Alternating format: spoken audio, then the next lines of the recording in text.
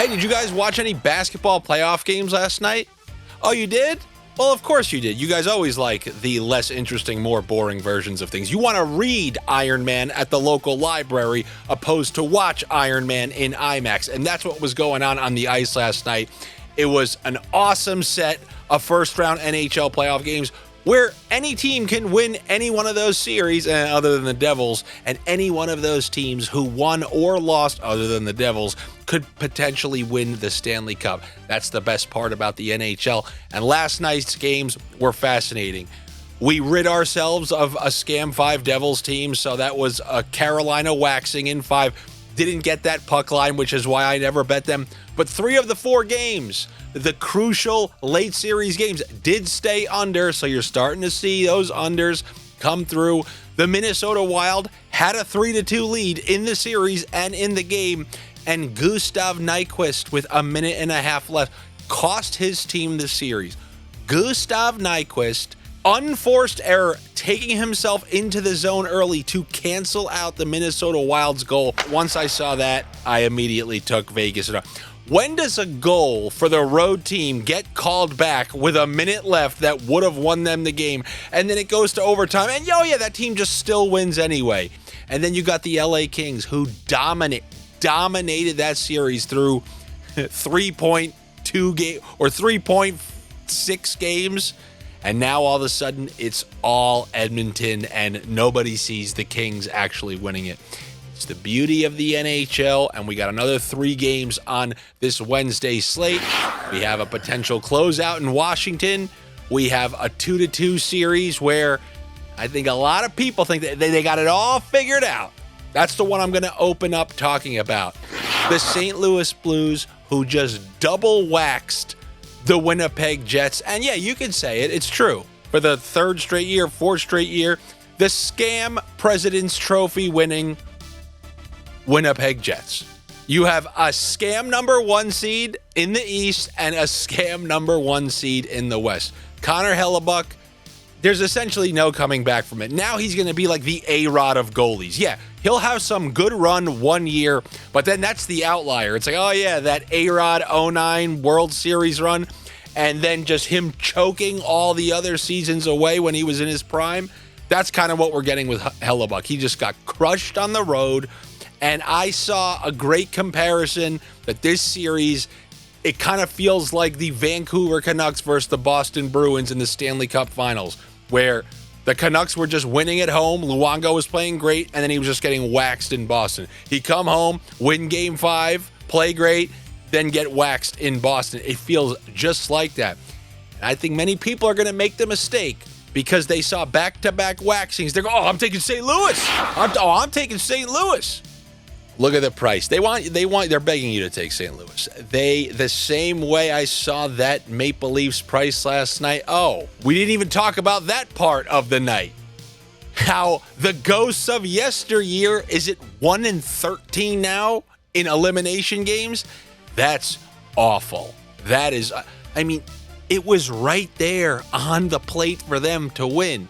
Okay, you win 3 in a row, you lose 1 in overtime, come home, finish the job. They get shut out 4-0, and that next one's going to be really funny. But you have these Winnipeg Jets. This line just kind of looks like it's that same -170. We saw the -170 with the Leafs.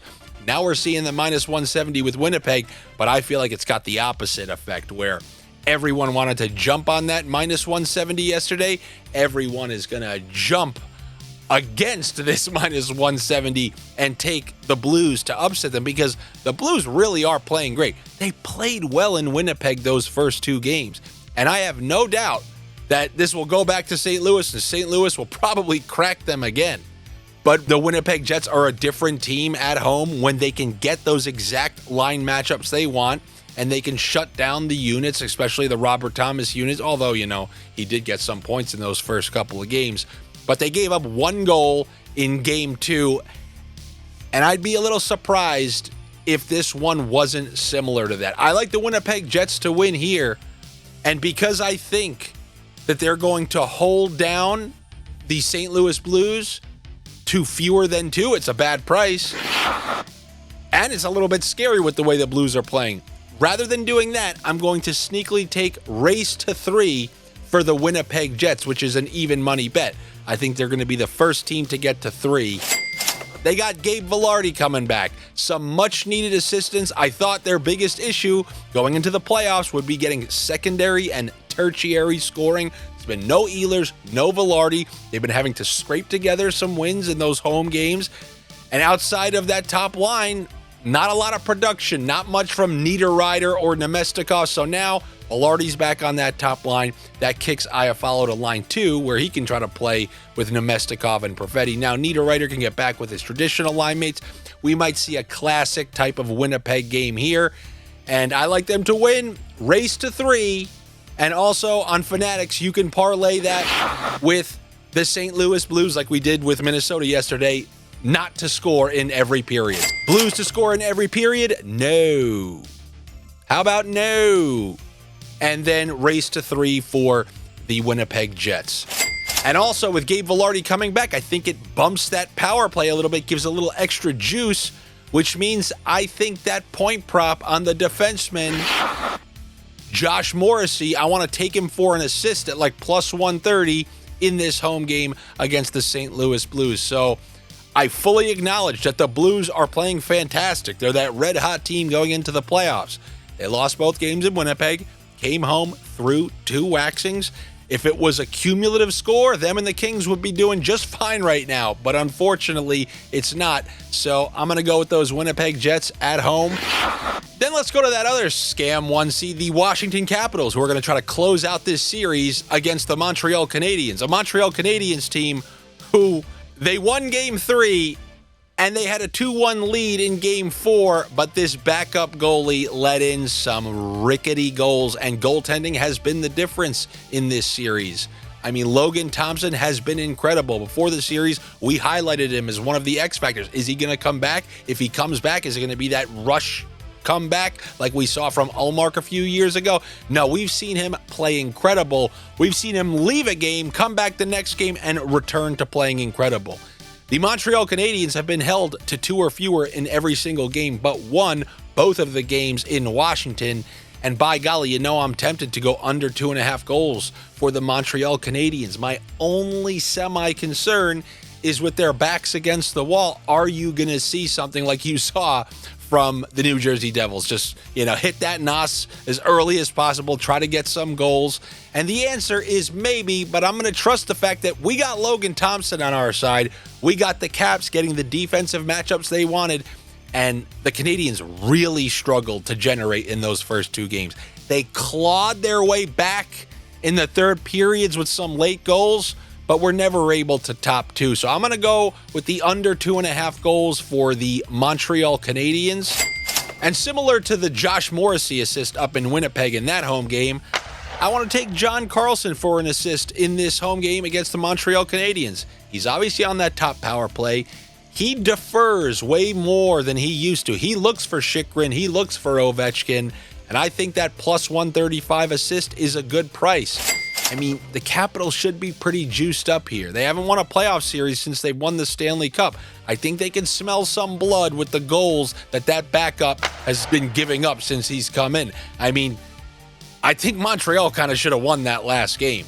If you look, every single one, 1, 2, 3, all savable goals, and they all got let in. So I kind of like Washington to end the series based on that goaltending and then the defensive matchups they'll be able to get on their own home ice. So I like the Capitals to win, and you also can give me John Carlson for an assist in that game. And then the one I really am struggling with a little bit, the Tampa Bay Lightning and the Florida Panthers. Tampa had this series tied up.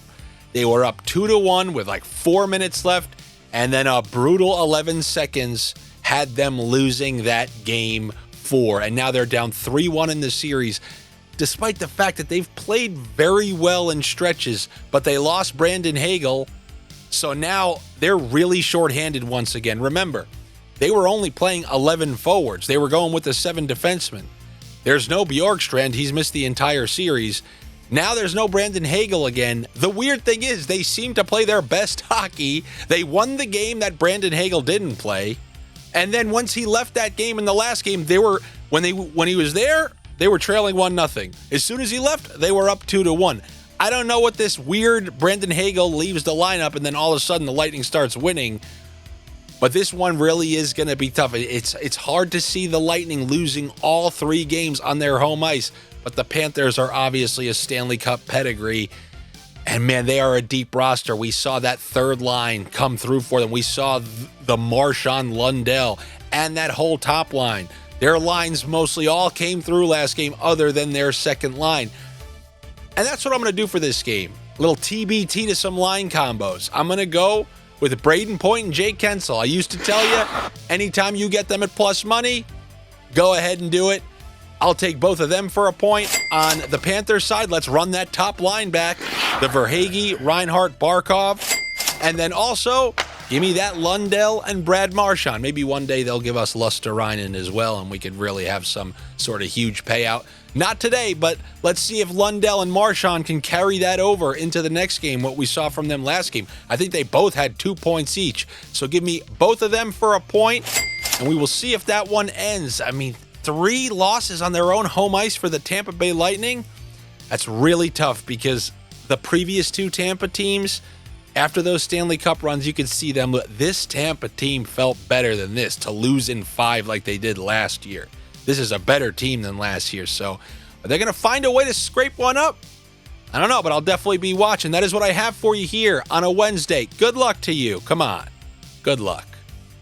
Better luck to me. Make sure you're subscribed here to my YouTube channel for all things hockey, comedy, and whatever I might just feel like doing. Over the summer, I'm gonna go back, watch some of my old parodies. I gotta bring some of those back. They just take some time, and time is something I don't have a ton of these days. You want to know what else I don't have a ton of? Sponsors. You see it? You see anything? You see any logos around here? No, there are no logos. There's one sponsor, a collective sponsor, and that's you people, the fine member of the Patreons. And if you're not one, you can be one by going to patreon.com/Andy Francess. That's where I'll post some additional snips. That's where there are chat rooms where I hopped in last night, and when I saw that there was like 7 minutes left in that Kings game, I told everybody to take Draisaitl and McDavid, both for a point, because they were going to be out there for that empty net situation for the King. What happened? They both came through, plus 300, plus 400. You know, that's the kind of stuff, the little bonus treats that you can get in the chat rooms. That's also where Josh posts his MLB picks in the morning. So a lot of stuff over there. I hope to see you there. If not, no worries. I will see you tomorrow for another round of NHL Sniffs. Take it easy. Don't be a donkey. Like the video, leave a comment, and then you can go off and be a pirate.